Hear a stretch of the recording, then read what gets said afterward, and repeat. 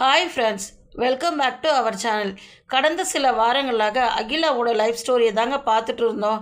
அந்த அகிலாவோட லைஃப் ஸ்டோரியை பார்த்துட்டு நிறைய பேர் நல்ல ஆதரவு கொடுத்துருந்தீங்க. ரொம்ப நன்றிங்க. மறக்காமல் இந்த தொடர்ச்சியை ஸ்கிப் பண்ணாமல் பாருங்கள். அப்போ தான் உங்களுக்கு இந்த கதை என்னன்னு உங்களுக்கு புரியும். அகிலா எப்படி கஷ்டப்பட்டா, அவள் லைஃப்பில் கஷ்டப்பட்டு எப்படி முன்னுக்கு வந்தா, எப்படி கல்யாணம் ஆச்சு, அவங்க பிள்ளைங்க எப்படி படிக்க வச்சா, அந்த ஸ்டோரியெல்லாம் பார்த்துட்டு நல்ல ஆதரவு கொடுத்துருந்தீங்க.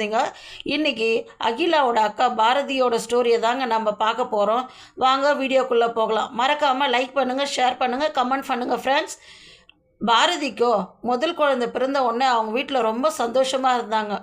அந்த குழந்தை பிறந்ததுக்கு வேலையும் கிடச்சிச்சுங்க பாரதியோட புருஷனுக்கு. அவனும் சந்தோஷமாக வேலைக்கு போய் வேலையும் நல்லா செஞ்சுட்டு வீட்டுக்கு வருவாங்க.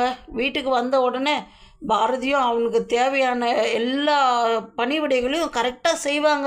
ஏன்னா அவளுக்கு குடும்பத்தில் நம்ம இப்படியெல்லாம் கஷ்டப்பட்டு வாழ்ந்தோமே, நம்ம மற்றவங்க யாரும் எதுவும் சொல்லிடக்கூடாதுன்றதுக்காகோசம் பாரதியும் அவள் புருஷனும் ரொம்ப சந்தோஷமாக இருந்தாங்க.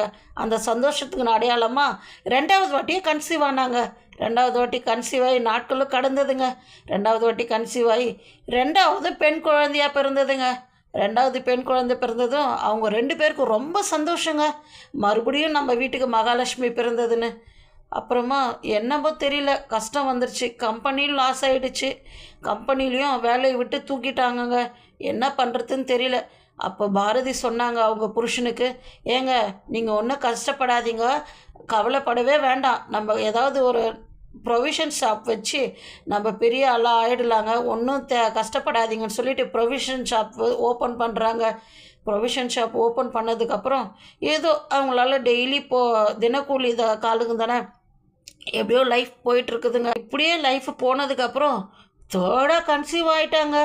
இந்த கஷ்டமான லைஃப்லேயும் தேர்டாக கன்சீவ் ஆனதுக்கப்புறமா அவளுக்கு 3வதாக ஒரு ஆண் குழந்தை பிறந்ததுங்க. பாரதிக்கு ரொம்ப சந்தோஷம். 2 பிள்ளைங்களுக்கு அப்புறம் நம்மளுக்கு 3வதாக ஒரு ஆண் குழந்தை பிறந்திருக்குதுன்னு ரொம்ப சந்தோஷம். பாரதியோட புருஷனுக்கும் ரொம்ப சந்தோஷம். இந்த 3 பெண் குழந்தைங்களை வச்சுட்டு நம்ம இந்த கடையை வச்சு நம்ம எப்படி தான் லைஃப்பை ரன் பண்ண போகிறோமோன்னு தெரியலன்னு ரொம்ப கஷ்டத்தில் இருந்தாங்க. இதனோட தொடர்ச்சி நம்ம நாளைக்கு பார்க்கலாம். பாய் பாய் ஃப்ரெண்ட்ஸ்.